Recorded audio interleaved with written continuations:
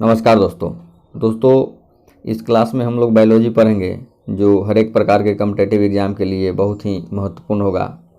इस क्लास को अगर डेली आप लेते हैं तो हमको नहीं लगता है कि आपको कहीं से कष्ट होने वाला है। हर एक प्रकार के कॉम्पिटिटिव एग्ज़ाम के लिए यहाँ से क्वेश्चन आपका आएगा।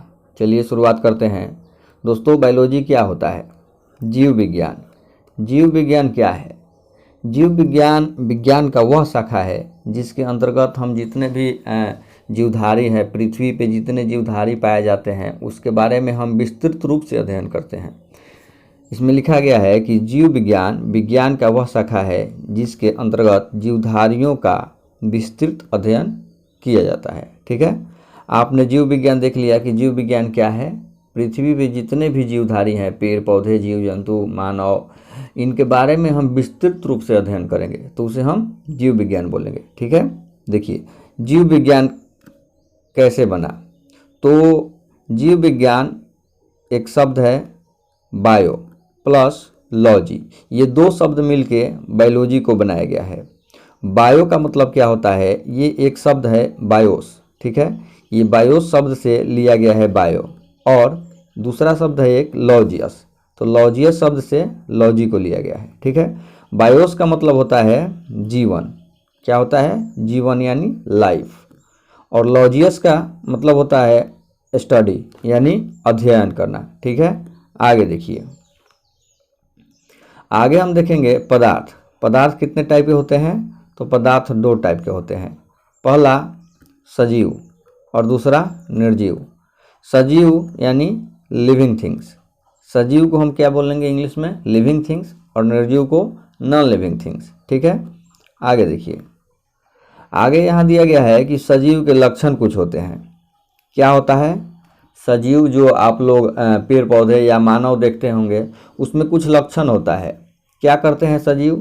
तो वृद्धि करते हैं और गति भी करते हैं, श्वसन भी करते हैं, उत्सर्जन भी करते हैं, पाचन करते हैं, उपापचय करते हैं और प्रजनन करते हैं यानी रिप्रोडक्शन करते हैं। अगर रिप्रोडक्शन ना हो जीव जंतुओं का तो फिर संसार का क्या अर्थ है? संसार का विनाश हो जाएगा, कोई यहाँ पे रह नहीं पाएगा। ठीक है, तो वंश वृद्धि यानी संसार चलाने के लिए रिप्रोडक्शन बहुत ही ज़रूरी है। तो आपने सजीव का लक्षण देखा। क्या देखा? वृद्धि करना, गति करना, श्वसन करना, उत्सर्जन, पाचन, उपापचय और प्रजनन करना। ठीक है, आगे देखिए। आगे हम देखेंगे सजीव। आइए, जीव विज्ञान। देखिए दोस्तों, जीव विज्ञान को दो भागों में बांटा गया है। कितने भागों में? दो भागों में। पहला भाग है जंतु विज्ञान, यानी जंतु विज्ञान को हम जूलॉजी बोलते हैं। इंग्लिश में जंतु विज्ञान को क्या बोलेंगे? जूलॉजी बोलेंगे। जूलॉजी में हम जंतुओं के बारे में पढ़ते हैं। ठीक है, जितने भी जंतु हैं, जीव जंतु, उसके बारे में पढ़ेंगे जंतु विज्ञान में। और दूसरा भाग है वनस्पति विज्ञान यानी बोटनी। इंग्लिश में इसको बोटनी बोलेंगे। तो बोटनी में पेड़ पौधों के बारे में अध्ययन करते हैं। ठीक है, आगे देखिए। आगे हम देखेंगे नोट में। नोट में यहाँ कुछ बात दिया गया है जो आपको याद रखना है।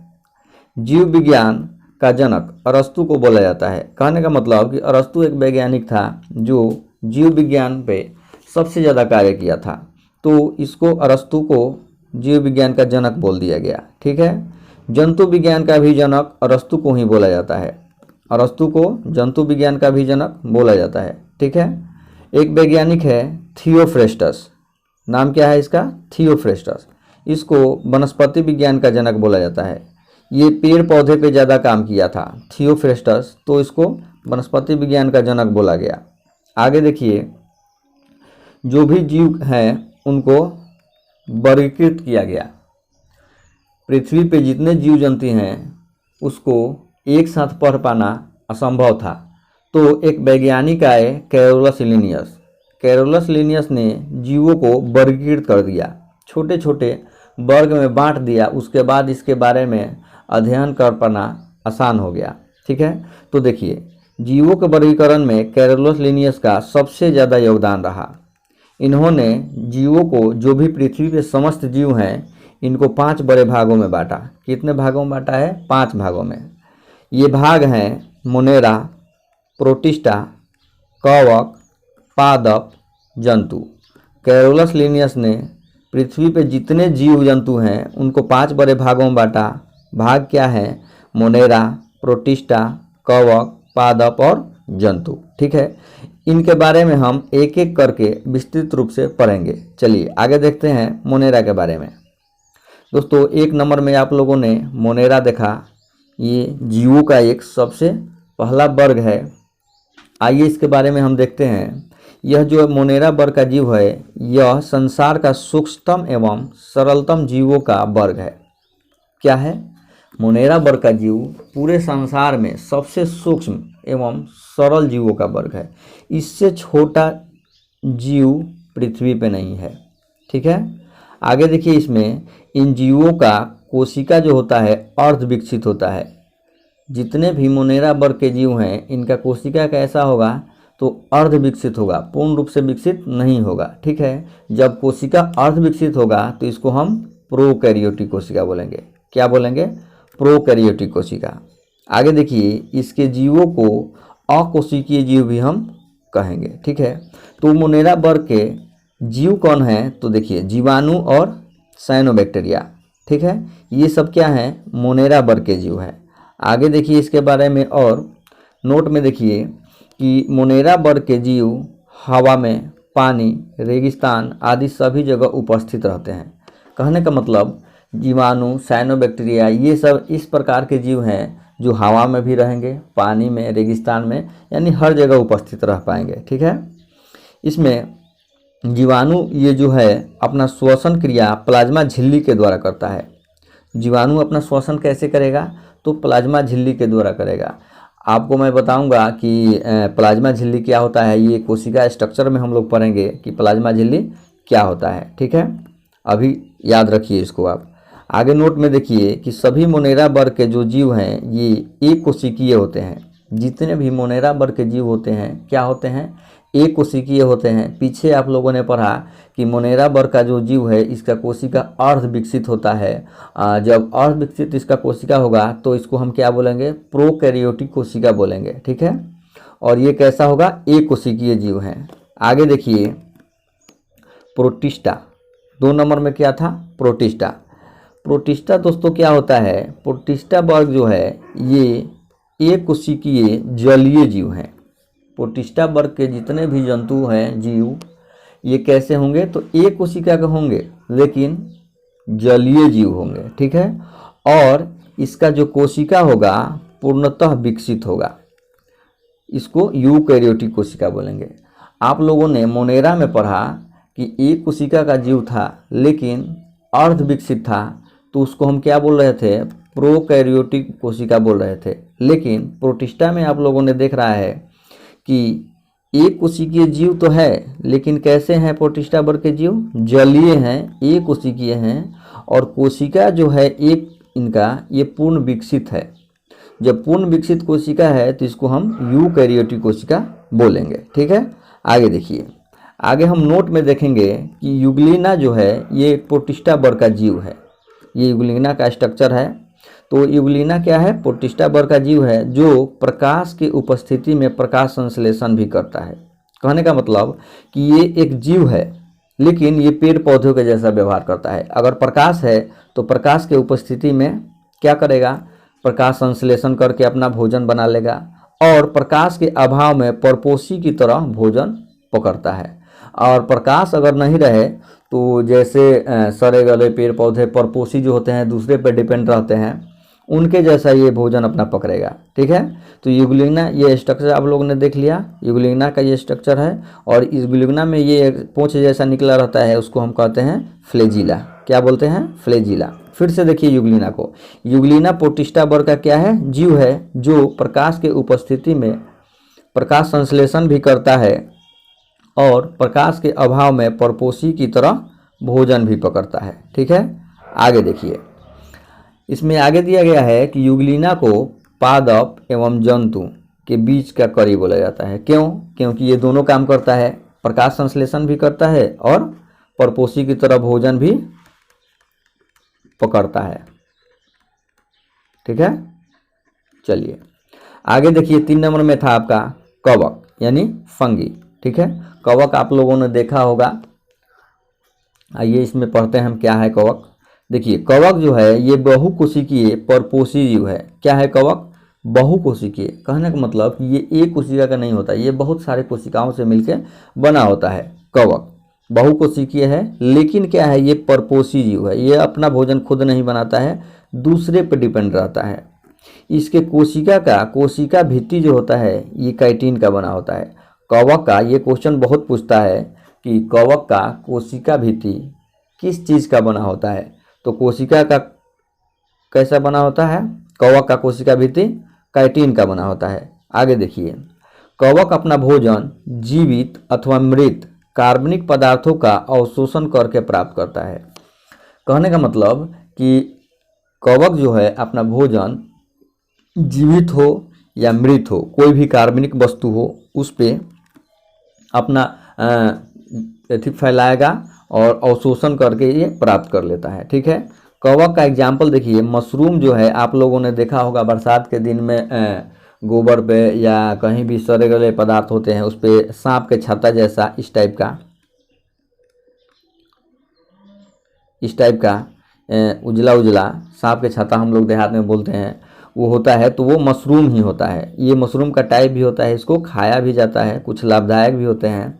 ये एक है पेंसिलियम राइजोपस, तो ये कवक का एग्जाम्पल है। ठीक है। देखिए पेंसिलिन नामक दवा पेंसिलियम नामक कवक से बनाया जाता है। यह सर्वप्रथम खोजा गया एंटीबायोटिक है। क्या है? एक कवक है पेंसिलियम, तो पेंसिलियम कवक से पेंसिलिन नामक दवा बनाया गया। ये सर्वप्रथम खोजा गया क्या था? एंटीबायोटिक था। ठीक है। चलिए आगे देखिए, आगे है 4 नंबर में पादप वर्ग। क्या है? प्लांट। ये सभी रंग बिरंगे पेड़ पौधे जो प्रकाश संश्लेषण की क्रिया द्वारा अपना भोजन बनाते हैं पादप वर्ग कहलाते हैं। पादप वर्ग किसे कहेंगे? तो जितने भी रंग बिरंगे पेड़ पौधे हैं जो प्रकाश संश्लेषण के क्रिया द्वारा अपना भोजन बनाते हैं उसे हम पादप वर्ग के अंतर्गत रखेंगे। ठीक है। पादप वर्ग को स्वपोषी जीव कहते हैं। क्यों कहते हैं पादप वर्ग को स्वपोषी जीव? क्योंकि ये अपना भोजन खुद बनाता है। क्या बनाता है? ये अपना भोजन खुद बनाता है। ठीक है। एग्जाम्पल में सभी हरे पेड़ पौधे और शैवाल। देखिए शैवाल भी एक पादप वर्ग के अंतर्गत आता है, क्योंकि ये भी अपना भोजन खुद बनाता है प्रकाश संश्लेषण के द्वारा। ठीक है। आगे देखिए 5 नंबर में जंतु वर्ग है। ठीक है। एनिमलिया। ऐसे जीव जो अपना भोजन पेड़ पौधों से अथवा जीवों से प्राप्त करता है जंतु वर्ग के अंदर रखते हैं।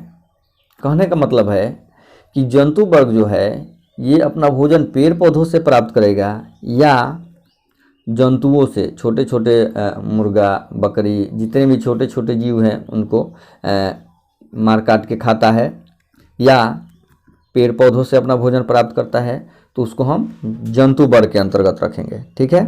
जंतु वर्ग को परपोषी जीव भी कहते हैं। क्या कहते हैं? जंतु वर्ग को परपोषी जीव भी कहते हैं।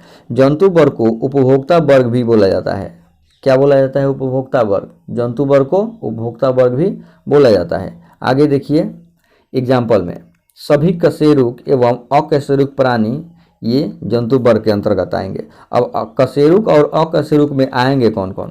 तो कुत्ता, बिल्ली, पक्षी, मछली, केंचुआ, तिलचट्टा, ये सब क्या है? कशेरुक एवं अकशेरुक प्राणी हैं। इनको जंतु वर्ग के अंतर्गत रखा गया है। ठीक है। आगे देखिए, अब हम देखेंगे कोशिका के बारे में। क्या देखेंगे? सेल के बारे में। सेल के बारे में यहाँ परिभाषा हम देख लेते हैं कि कोशिका जीवों का संरचनात्मक एवं क्रियात्मक इकाई है। कहने का मतलब है कि जितने भी प्राणी हैं पृथ्वी पे उनका निर्माण कोशिका यानी सेल से ही हुआ है। तो इसीलिए परिभाषा में बोल रहा है कि कोशिका जीवों का संरचनात्मक एवं क्रियात्मक इकाई है। ठीक है। इसमें आगे देखिए कि सबसे बड़ा कोशिका शुतुरमुर्ग यानी ऑस्ट्रिच के अंडे का होता है। इसको आप आँख से भी देख सकते हैं। इसके अभी कोशिका जो होता है आँख से देखा जा सकता है। तो सबसे बड़ा कोशिका किसका होगा? शुतुरमुर्ग के अंडे का। और सबसे छोटा कोशिका पीपीएलओ माइकोप्लाज्मा बैक्टीरिया का होता है। आप लोगों ने पढ़ा जीवाणु पीछे अर्ध विकसित होता है, एक कोशिका का होता है तो उसको प्रोकैरियोटिक हम बोल रहे थे। तो सबसे छोटे का कोशिका किसका होगा? पीपीएलो माइकोप्लाज्मा बैक्टीरिया का होता है। आगे देखिए, आगे हम इसमें देख रहे हैं कि सबसे लंबा कोशिका तंत्रिका कोशिका यानी न्यूरॉन का होता है। हम न्यूरॉन के बारे में आगे पढ़ेंगे, ठीक है। तो सबसे लंबा कोशिका आपने देख लिया किसका होता है? तंत्रिका कोशिका यानी न्यूरॉन। क्वेश्चन बहुत पूछता है कि सबसे लंबा कोशिका किसका होता है, तो तंत्रिका कोशिका। आगे देखिए, सर्वप्रथम कोशिका की खोज देखिए 1665 ईस्वी में रॉबर्ट हुक ने बोतल के कर्क में किया था। यह कोशिका कैसा था? मृत कोशिका था। कोशिका का खोज 1665 ईस्वी में सर्वप्रथम कौन किया? तो रॉबर्ट हुक ने। कौन किया है? Robert Hooke. ये कहाँ किया? तो एक बोतल के कर्क में किया। और कोशिका कैसा था? तो ये मृत कोशिका था, ठीक है। आगे देखिए, एबी ल्यूवेनहॉक 1674 ईस्वी में जीवित कोशिका की खोज किया था। देखिए, रॉबर्ट हुक ने 1665 ईस्वी में मृत कोशिका का खोज किया, लेकिन एबी ल्यूवेनहॉक आए वैज्ञानिक और इन्होंने 1674 ईस्वी में जीवित कोशिका का खोज किया, ठीक है। इन्होंने ही सर्वप्रथम जीवाणु का खोज किया। जीवाणु का खोज कौन किया? एबी ल्यूवेनहॉक, ठीक है। कब किया? 1674 ईस्वी में, ठीक है। आगे देखिए, आगे है कि स्लाइडेन एवं स्वान सर्वप्रथम वनस्पति वैज्ञानिक, जंतु वैज्ञानिक कोशिका सिद्धांत का प्रतिपादन किया। क्वेश्चन पूछेगा कि सर्वप्रथम वनस्पति वैज्ञानिक एवं जंतु वैज्ञानिक कोशिका सिद्धांत का प्रतिपादन कौन किया था? तो आप क्या बोलेंगे? स्लाइडेन और स्वान, ठीक है। आगे देखिए, कोशिका सिद्धांत यानी सेल थ्योरी। कोशिका सिद्धांत के अनुसार देखिए क्या होता है। कोशिका सिद्धांत के अनुसार सभी जीवों का आधार क्या है? कोशिका है। हमने पीछे पढ़ा कि कोशिका जीवों का संरचनात्मक एवं क्रियात्मक इकाई है। तो पूरे बॉडी का निर्माण, कोई भी जीव जंतु हो उसका निर्माण सेल यानी कोशिका से होता है। किससे होता है? कोशिका से होता है, ठीक है। तो वही बोल रहा है कि कोशिका जीवों का क्या है? सभी जीवों का आधार कोशिका होता है। 2 नंबर में देखिए कि जीवों का क्रियाकलाप उसके अंदर के कोशिकाओं का क्रियाकलाप होता है। यानी जीव जंतु में जो भी क्रियाकलाप होते हैं उसके अंदर कोशिका में जो भी क्रियाकलाप होते हैं उसी के अनुसार होता है, ठीक है। आगे देखिए, नए कोशिकाओं का निर्माण पुराने कोशिकाओं से होता है। नए कोशिका का निर्माण कैसे होगा? पुराने कोशिका से होगा, ठीक है। इसमें हम आगे देखेंगे कुछ यंत्र हैं। संयुक्त सूक्ष्मदर्शी से किसी भी चीज़ को 100 से 1500 गुना बड़ा करके देखा जा सकता है।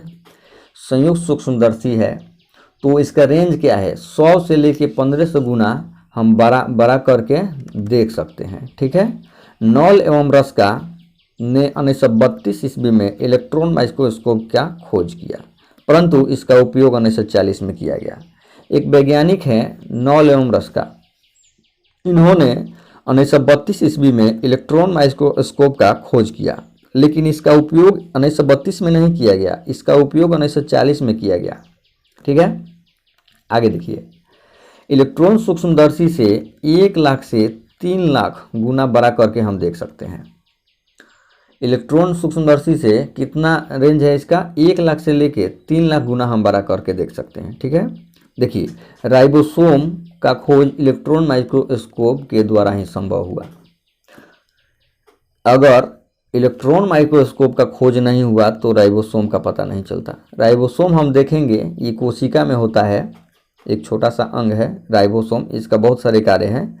तो इसका खोज कैसे हुआ है? इलेक्ट्रॉन माइक्रोस्कोप के द्वारा ही हुआ है, ठीक है। राइबोसोम का खोज पैलेड ने किया है।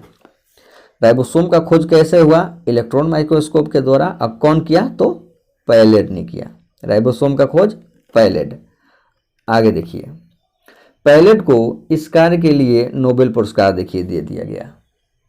ये बहुत ही कठिन काम था, तो जब इलेक्ट्रॉन माइक्रोस्कोप का खोज हुआ तो पैलेड ने इसका खोज कर लिया, और जब पैलेड खोज किए तो इसको नोबेल पुरस्कार दे दिया गया, ठीक है। आगे देखिए, केंद्रक के अंदर केंद्रिका का खोज फोंटाना किया है। केंद्रक के अंदर केंद्रिका का खोज कौन किया है? फोंटाना। ठीक है, ये सब क्वेश्चन है, बहुत ही पूछा जाता है। केंद्रक का खोज रॉबर्ट ब्राउन ने किया। कौन किया है केंद्रक का खोज? Robert brown. आगे देखिए, गुणसूत्र की खोज फ्लेमिंग ने किया था, परंतु इसका नामकरण गुणसूत्र या क्रोमोसोम वाल्डेयर ने किया। गुणसूत्र का खोज कौन किया है? फ्लेमिंग। कौन किया है? फ्लेमिंग। लेकिन फ्लेमिंग इसका नामकरण नहीं किया, ये खोज करके छोड़ दिया। एक वैज्ञानिक आए वाल्डेयर, इन्होंने गुणसूत्र का नाम रख दिया गुणसूत्र, इंग्लिश में क्रोमोसोम बोलेंगे इसको। चलिए आगे देखिए, माइटोकॉन्ड्रिया, ये हमारे बॉडी का पावर हाउस इसको बोलते हैं, आगे पढ़ेंगे इसके बारे में। तो माइटोकॉन्ड्रिया का खोज कौन किया है? सी बेडा ने किया है। माइटोकॉन्ड्रिया का खोज सी बेडा। आगे देखिए, अब हम देखेंगे अगले क्लास में कोशिका संरचना के बारे में। आपने देख लिया ये पादप कोशिका है, इसमें जंतु कोशिका ये हैं, तो इसके बारे में अगले क्लास में हम पढ़ेंगे। चलिए आज के लिए धन्यवाद।